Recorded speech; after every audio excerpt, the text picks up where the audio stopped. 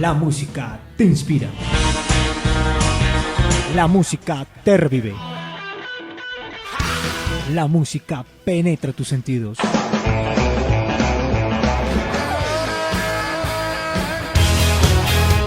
Vientos de Rock, la alternativa musical en tu mundo. En tu mundo.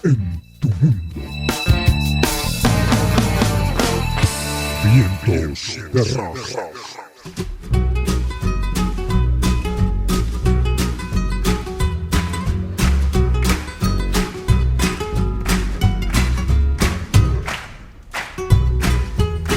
Hoy en Vientos de Rock tenemos una visita muy grata, una visita selecta. Ni la reina Isabel le llega a los tobillos a lo más elegante de la aristocracia colombiana. Hoy, en la alternativa musical en tu mundo, está un maestro, el maestro de maestros definitivamente. Director, actor, escritor, comediante, el mejor del país, sin lugar a dudas. En nuestra casa hoy, Primo Eliseo Rojas Peña. Primo, bienvenido a su casa, Vientos de Rock. No, absolutamente honrado de poder estar acá, a través de esta ventana, con todos ustedes, contigo y con todo el equipo, y con todas las personas que, por supuesto, en este momento nos escuchan. Bueno, muy agradecido, Primo. Bueno, arranquemos. ¿De dónde surge esta locura por el tema de la actuación, no? Porque arranca usted con un tema, digamos, muy serio, el derecho. ¿Cómo arranca usted con un tema tan complicado para muchas familias, que es encarrilarse en la actuación? Alejandro, la verdad es que eso surge de la infancia. Fue como una vocación de la infancia. Y es una cosa muy curiosa. Yo supongo que tuve, en cierto sentido, una infancia un poco triste, un poco aburrida. Mi familia era muy conservadora, mucha para la antigua, donde el humor no era lo que se podía decir en el comedor cuando íbamos a comer o algo. Y entonces el humor surge como una forma de salvación, o sea, de zafarnos de esa rigidez que nos imponía. Y creo que ahí surge el humor. Y fue no muy temprana, fue concretamente cuando yo empiezo de manera voluntaria a hacer reír, eso es a los 12 años. ¿Algún hecho en particular? Sí. Por un tío, fuimos a una matrícula. Yo siempre estudié con sacerdotes católicos. Y pasó un hecho absolutamente curioso. Lo cierto es que un tío comete un error. Mi tío en ese momento era muy joven y por quedarse con un poco de plata, perdí la matrícula, es decir, el momento indicado. Y entonces era el tío oveja negra de la familia. Y a las 9:30 de la mañana me lleva un café bogotano a consultar con uno de sus socios. Cuando hago de oveja negra, era oveja negra. Que se ha tirado la plata, es decir, no le dio problema. Me presentó a un amigo y el amigo era absolutamente gracioso. Por supuesto que era un personaje popular. Uno cuando es oveja negra se mete con muchos ñeros.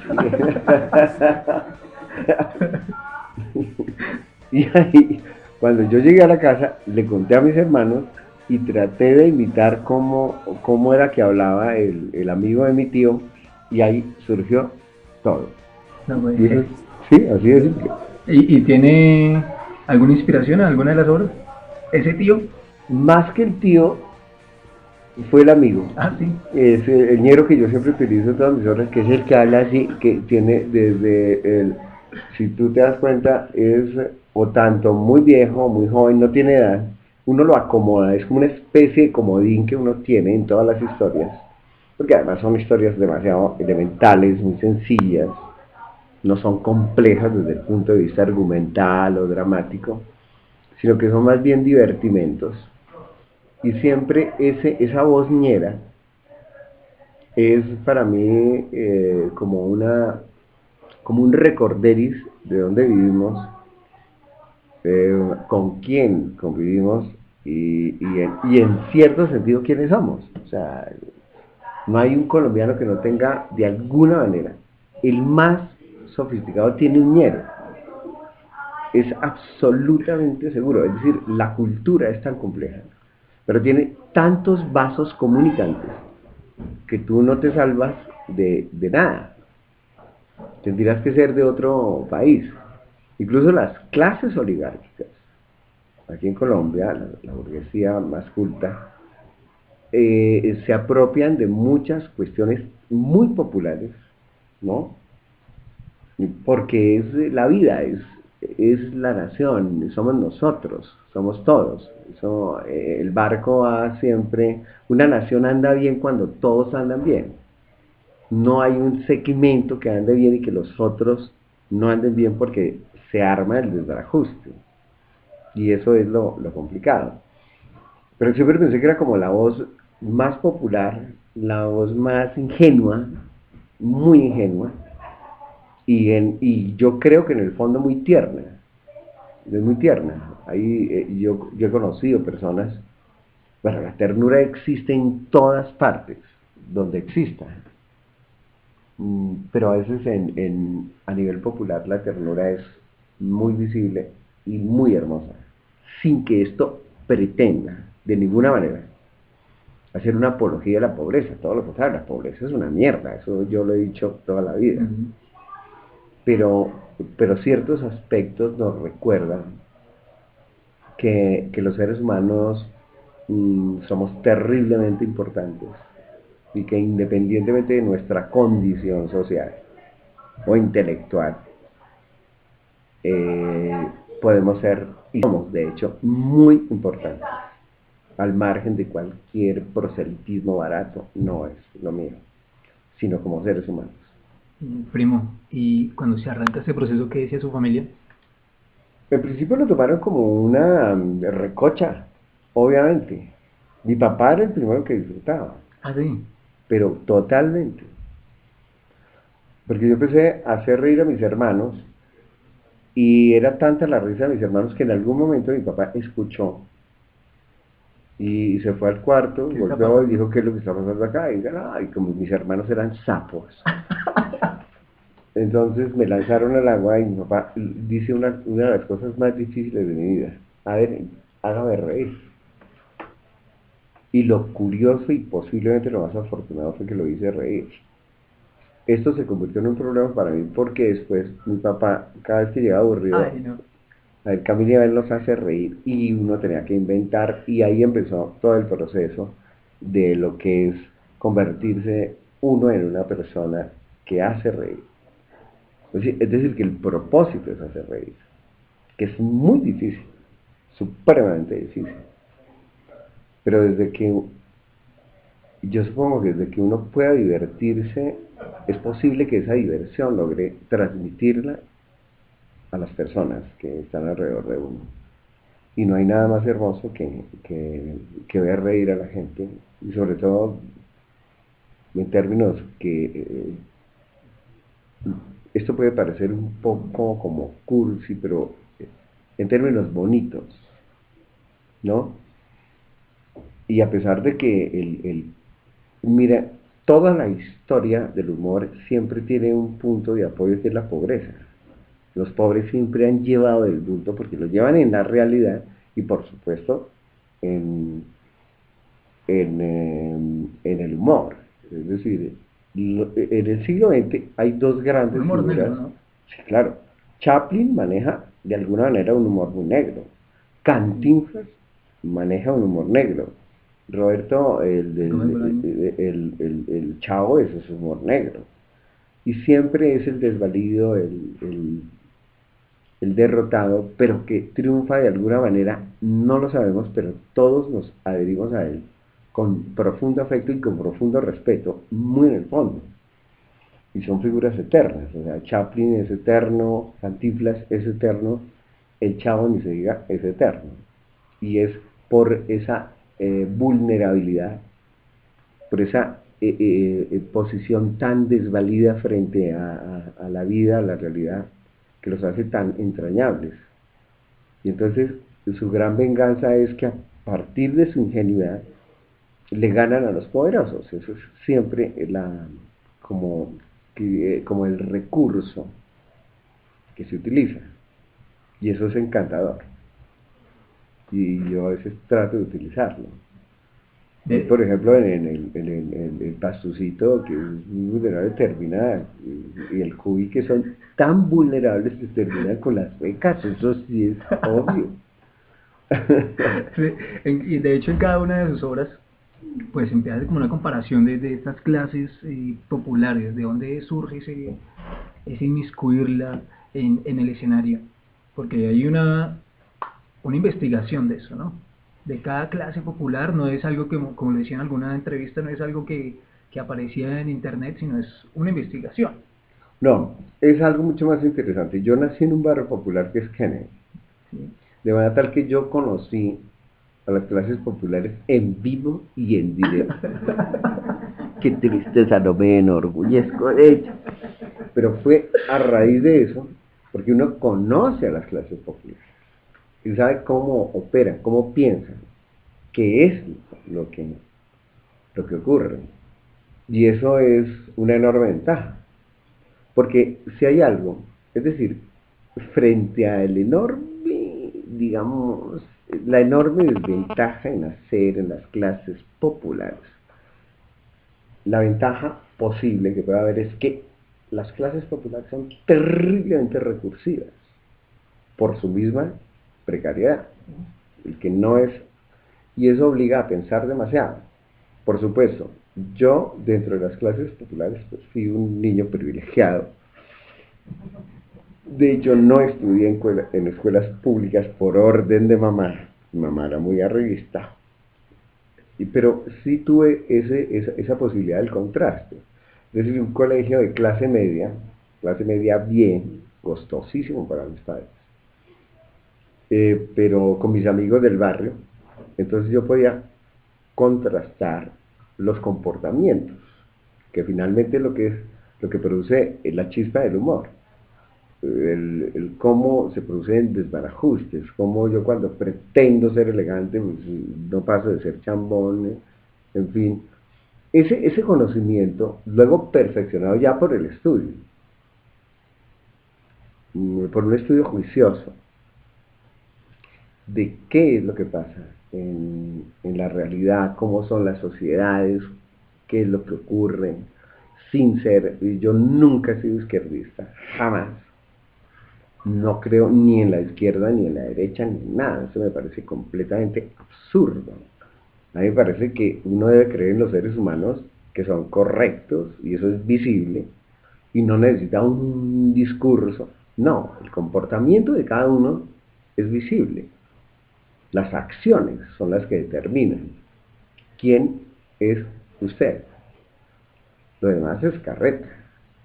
Toda ideología siempre permite, por ejemplo, cuando se habla de izquierda o derecha, siempre la gente es demasiado mediocre. Porque yo soy izquierdista, entonces tomo 2 o 3 frases propagandísticas y las convierto en mi filosofía, que no es filosofía. Lo mismo pasa con la derecha, ¿no? Con lo que sea. El ser humano es básicamente un ser pensante y es libre. Lo único interesante que existe es la libertad, y la libertad absoluta. Y en esa libertad discernir qué es lo correcto.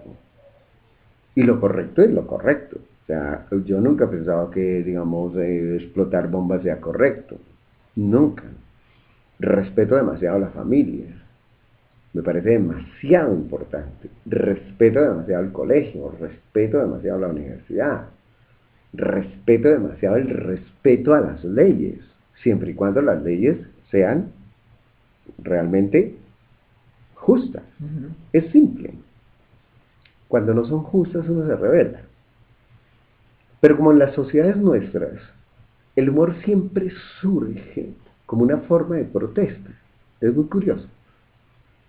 incluso en el seno de las clases más privilegiadas, el humor puede surgir como una forma de burlarse de las debilidades propias de esa clase. Pero siempre es libertad, el humor es libertad. Toda risa es absolutamente subversiva, incluso la risa por el chiste más delicado que se echó en Bogotá para Bertica.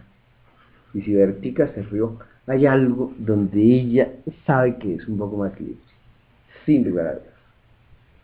Y siempre pensaba que había demasiado humor grosero, es decir, que se apoyaba fundamentalmente, primero en el sexo, segundo en la violencia. Pero el sexo, se usa demasiado el sexo.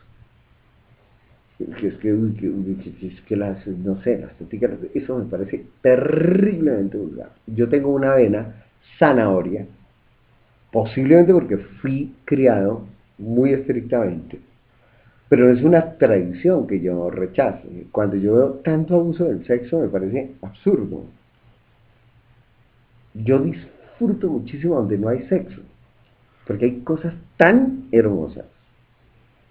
Desde la contemplación de las ranas, las flores, la naturaleza, no se trata de una evasión, no se trata de, no, por Dios, soy la persona, mire, yo no hablo nunca del sexo, lo ejerzo como a mí me da la gana.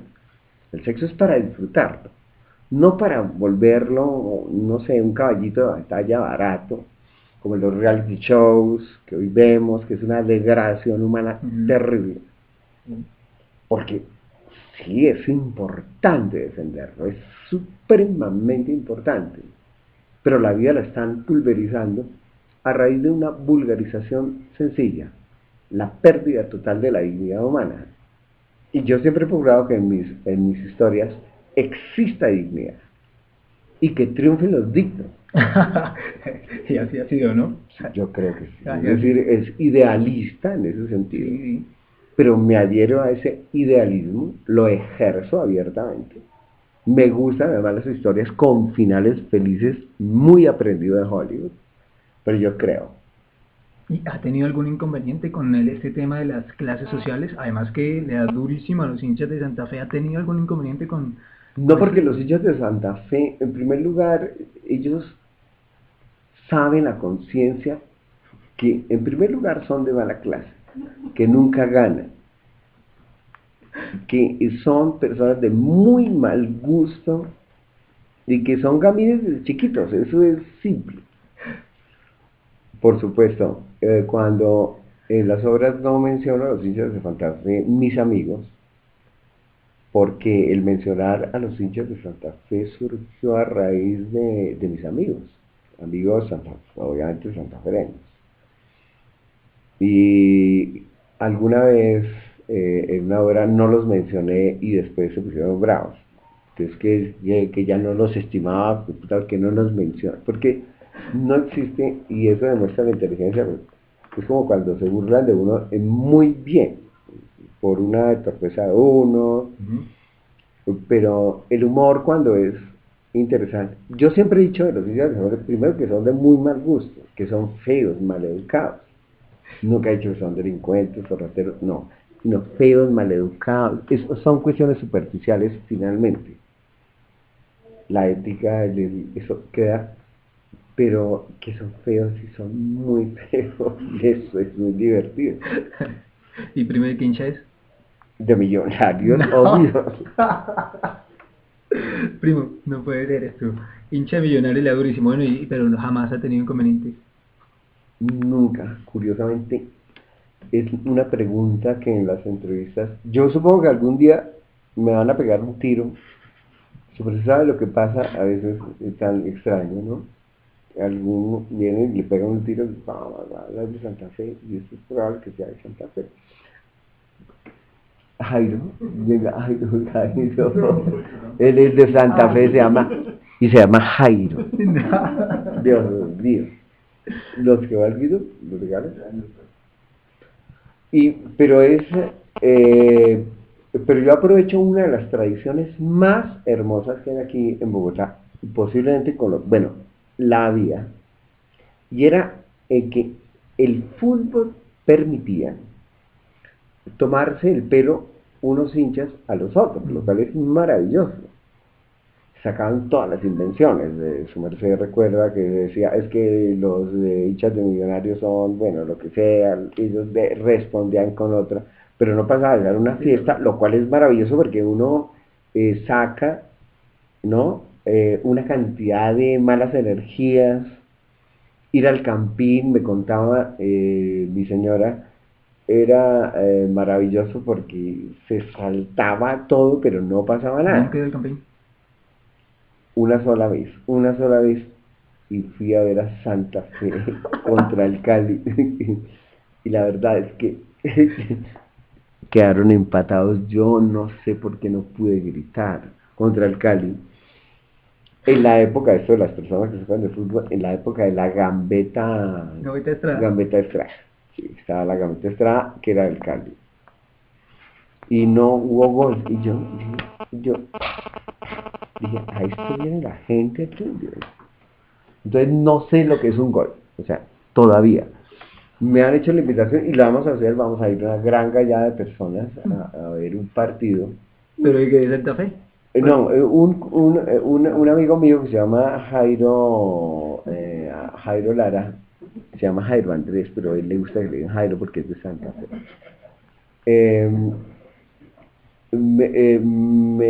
Me dijo que Santa Fe llegaba a la final, primero de la Libertadores, y yo le había jurado que yo lo invitaba porque uno paga, es decir, uno se apuesta. Y que yo pagaba ir a la final, que si podía ser aquí o donde fuera. Yo la pagaba y nos íbamos a ver, según él, el triunfo absolutamente incuestionable de Santa Fe. Me ahorré ese gasto, no. El Olimpia les dio sopa y seco. Ellos son aquí fuertes contra el Quindío cuando todos los jugadores están con resfriado. ¿Y por qué ese detestar a Santa Fe? Porque es del pueblo, es chusme. Yo pertenezco a una clase social privilegiada, aristocrática. Primo, ¿qué le inspira a escribir? La gente. La belleza de la gente. ¿Cómo es ese proceso? Para una obra. La emoción. La sola idea de que algo, de lo que yo hago, pueda tocar a las personas, eso a mí me emociona muchísimo. Y tocarlas bien. Y por el lado del humor, y un humor bien. Por eso me preguntaba por qué los hinchas de Santa Fe, porque es que es notorio que yo nunca lo hago digamos con rencor ni nada de esas cosas. Eso no está. Es demasiado divertido. Eso es con cariño. Es la verdad. Y eso crea la diversión. Porque en el momento en que su merced suspende cualquier, digamos, acto de violencia, que es que no. Entonces, es que los hinchas, lo que digo es eso. Su merced no me lo cree, pero cuando dije por primera vez que todos los hinchas de Santa Fe eran gambines, desde chiquitos se lo dije frente a 5.000 personas en Maloca, que fue un momento muy especial hace muchos años. Y yo dije, no sé, no me arriesgo a decir eso porque ustedes no, le dije, dígalo ya. Todo hincha de Santa Fe es gambín, y por supuesto los que primero se ríen son los de Santa Fe. Los grandes amigos que yo tengo son de Santa Fe. Y es maravilloso. Y hoy en día, pues cada vez que hay un juego, hay mensajes, para lado y lado, tratando de desprestigiar al otro y poner en evidencia, y eso es maravilloso. Porque es una de las formas, primero, de sublimar cualquier tipo de violencia y fundamentalmente de manifestar todo el cariño que uno siente por una persona. Es muy curioso.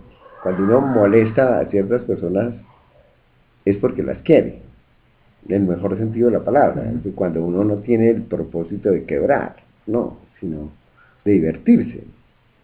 que es muy divertido, valga la redundancia. Yo esta noche dije que los de Santa Fe siempre se habían escudado en que Millonarios ha perdido 8-0 frente al Real Madrid, y yo hoy saqué la teoría. Dije, obvio, nosotros no podíamos ganar frente a la Reina, por el amor que nosotros tenemos por la monarquía.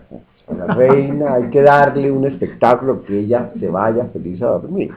Mientras que la pérdida de Santa Fe sí fue por malo, ¿sí me entiende? No hay dignidad en esa pérdida. Fue pero así, nosotros fue por respaldo a la monarquía, yo sí fue por fraude al pueblo. Fraude al pueblo. Ese tipo de cosas, ese tipo de palabrería es lo que hace fascinante al fútbol, no la violencia. O sea, cuando un hincha golpea al otro, eso, los hooligans, toda esa sarta de ignorantes, violentos, no hacen sino desprestigiar una ceremonia que es finalmente hermosísima, que es un juego. El hooligan lo único que demuestra es la profunda ignorancia de todos. Siendo ingleses. Es la escoria. Dios mío, hay asesinos en todas partes. Hasta luego. Y entonces, la misión, cuando yo pensaba hablar mal de Santa Fe, era desarmar esas peleas tan estúpidas. Y es decirlo de frente. Está demostrado científicamente que todo hincha de Santa Fe es garrín desde chiquito. Como le decía un viejito, una cosa así. Y eso es la gran libertad que nos permite el humor, y fundamentalmente, aunque parezca anacrónico o fuera de época, pero es la decencia, que es por lo que yo peleo. Y en ese escribir, en esa dramaturgia que viene... ¿Se echa otro? Es un hincha de Santa Fe que se coloca. en ese trabajo de la dramaturgia, donde entra la escritura, desde luego, ¿cómo llega Primo a una, por llamarlo de esta forma, una apología a lo femenino, a la mujer? ¿No? Es donde usted siempre sale con falda, bueno, casi siempre sale con falda, sus movimientos, nosotras, las mujeres, ¿de dónde viene todo esto? Por una elemental razón.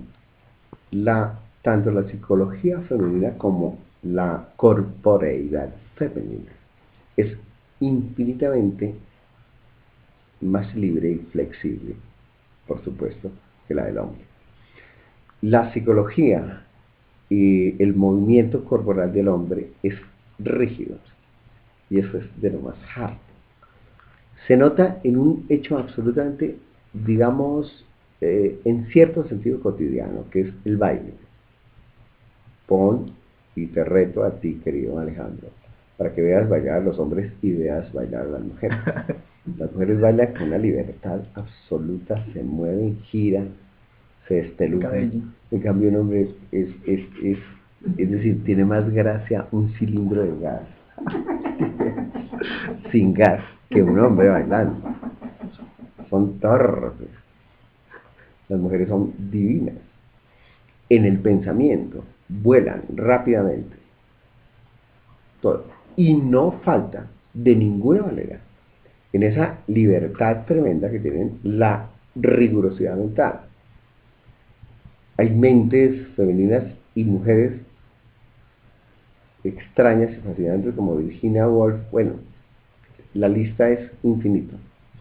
Pero el componente femenino no es privilegio exclusivamente de las mujeres.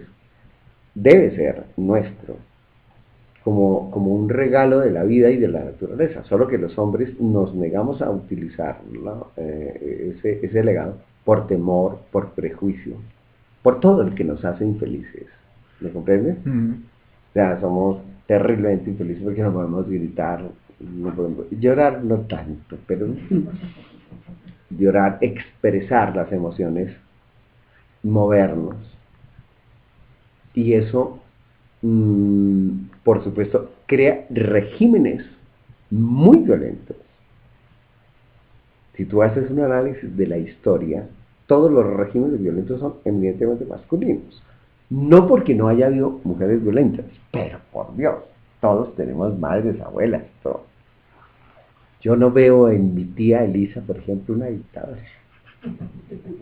La mera humildad, la dulzura de mi tía Tulita, mis tías. Yo adoro a todas mis tías.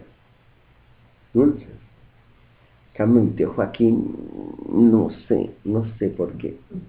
Lo adoramos, pero es demasiado chiquito frente a la comprensión gigantesca que ellas sí tienen.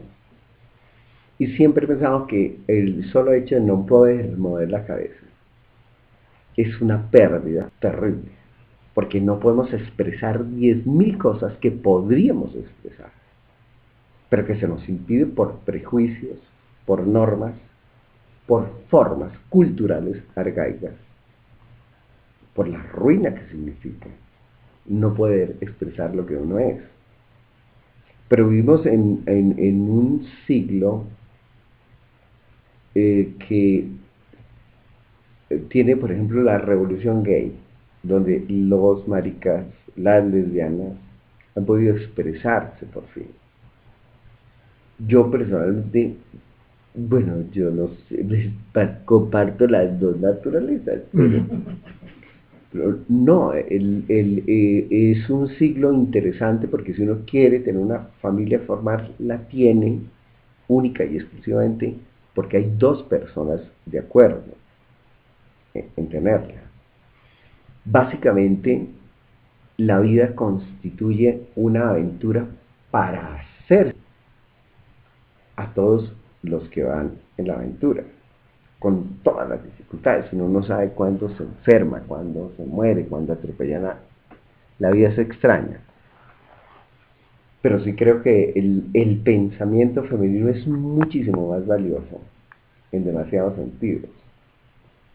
No me refiero al feminismo barato que han utilizado ciertos hombres que dicen, es que en mi casa manda mi mujer, que es una hipocresía estúpida.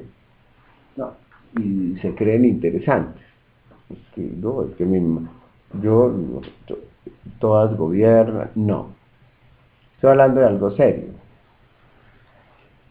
El pensamiento femenino es liberador, sin lugar a dudas.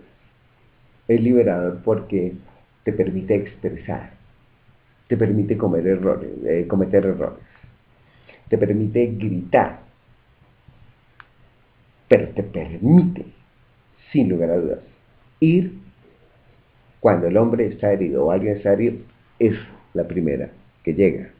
En la historia de la humanidad hay una figura que se llama la enfermera, que es la que se mete con el problema de la herida directa. Hoy por fortuna las enfermeras pasaron a ser, hay 10.000 enfermeras, millones de enfermeras, pero hay doctoras, por fin médicas, psicólogas, empresarias. Si hay corruptas, nunca hay nada, ¿me entiendes?, que garantice nada. Siempre es la persona. No hay géneros, siempre individuos. No hay géneros, no es que la mujer sea buena o que el hombre sea bueno. Hay hombres pulcra e individualmente señalados como buenos, como mujeres pulcra y señaladamente como buenos. Y hay unas buenísimas, así no sepan nada, pero eso es harina de otro costal. Pero obvio, es la personalidad del ser humano. Y ese comportamiento escénico lo ha llevado en una familia conservadora. ¿Algún choque con la familia? En primer lugar, cuando yo elegí hacer teatro, significó mi ruina absoluta con respecto a la familia. Mi papá me sostenía como estudiante de Derecho, pero no como estudiante de teatro. Entonces me puso en un límite, dijo, le pago por compromiso lo que... y hay un mínimo para que se sostenga, de manera tal que fue una larga lucha y una larga noche de muchísima, Dios mío. Yo cuando por fin pude pagar una cuenta que hace apenas unos años, llevaba más o menos 20 años gorreándole a mis amigos, pero lo hacían con cariño. Ahora yo les pago, con cierta altura, por supuesto, y con cierta conciencia de que no vale la pena invertir en esa gente. Saludos a mis amigos. Mis amigas, siempre todo lo hicieron mis amigas. ¿Alguna obra lo ha marcado? ¿Algún hecho de pronto personal quizás que lo haya llevado también a las tablas? Sin lugar a dudas, fue en el año de 1984 ver a Darío Fo en el Teatro Colón, aquí en Bogotá. En ese momento no era premio Nobel, por Dios. Él fue premio Nobel hasta 1997, pero yo lo vi en el 84 y quedé absolutamente fascinado viendo una obra. Yo no sabía, yo lo conocía hasta ese momento, pero un profesor, yo en ese momento estaba en la escuela de teatro, me invitó a ver algo que era excepcional, que se llama Misterio Bufo, que es posiblemente la obra más famosa de Darío Fo. Y eso transformó completamente mi vida. Y le voy a decir a usted, Alejandro, o te voy a decir a ti, Alejandro, ¿por qué? Porque yo me di cuenta que lo que él estaba haciendo era exactamente lo que yo venía haciendo desde hace rato. Eso no tiene nada de vanagloria, sino de emoción, de reconocer ciertas cosas maravillosas. Y desde entonces ha sido esa fundamentalmente la escuela, el método, la forma, la actitud, el arte. Primo Rojas, ¿qué tiene del personaje que está ahí? Ese personaje femenino, ¿no? Es un personaje femenino. Todo, Todo. absolutamente. Siempre quise ser niña y por una elemental razón. La ropa. Se ponen lo que quieran y nadie les dice nada. Pero si yo me pongo una rosa y me pongo, todos me dicen que soy marica. A las mujeres nunca se les ha hecho. Se colocan todo lo que quieran. Es cierto, aquí tenemos yo quería con una cosa rosada, un bolso precioso que tiene una flor, de una vez me caen encima, se mariqueó el hombre, ¿no? Pero es como si la belleza, las formas más delicadas hubieran sido apresadas por el grupo femenino, lo cual es una injusticia total. A mí me encantan las flores, los colores, las formas, en serio. Sin ser marica. Es maravilloso. Que tú ves unas faldas, unas cosas. ¿Entiendes? Es tanta la belleza. Y los hombres en casa se ponen un overol. Es una manera de exagerarlo, pero ¿Y jugó a vestirse de niña? desde siempre me gustaron las faldas. Toda la vida. Primo, si tuviera que recomendarse con una sola obra las que he hecho, ¿con cuál lo haría? Todas. No hay una que yo pudiera decir esta es, pero sin lugar a dudas, la mejor siempre es la próxima. Como la próxima es la historia que tenga más permanencia, por lo menos desde que la cultura humana, eso arranca con el Renacimiento.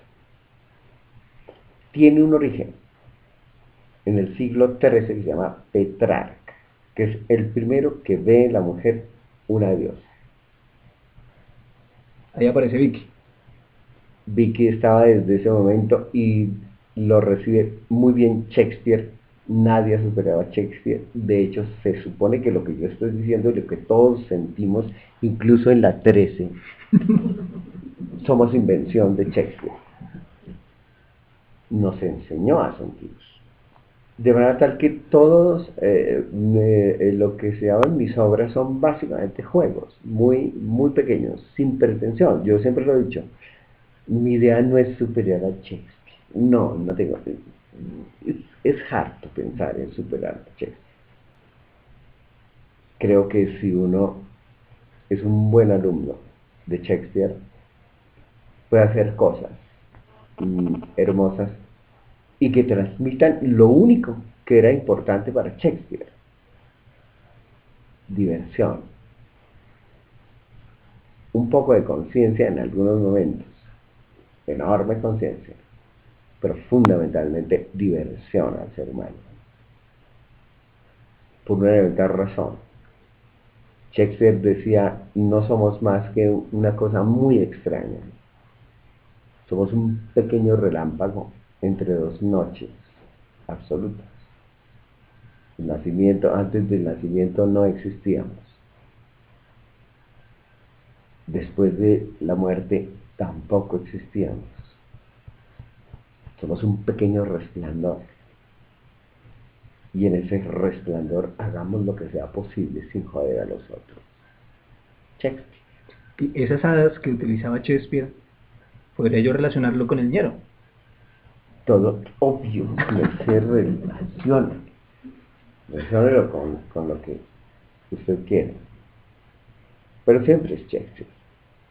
No ha podido nadie superar a Shakespeare. Yo lo intenté.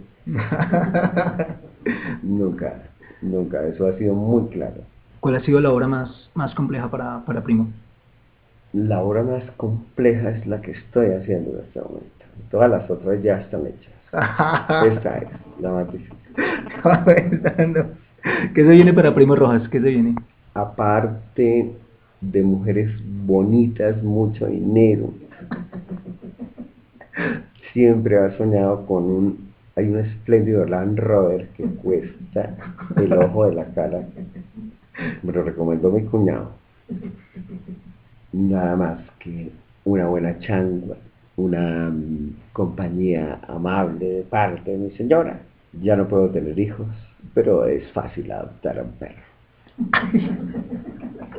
Bien, Primo, no, pues un agradecimiento enorme, de verdad, un placer tenerlo acá en Vientos de Rock. Por favor, un saludo para los oyentes de Vientos de Rock. Bueno, eso les voy a contar para despedirnos. Son rockeros.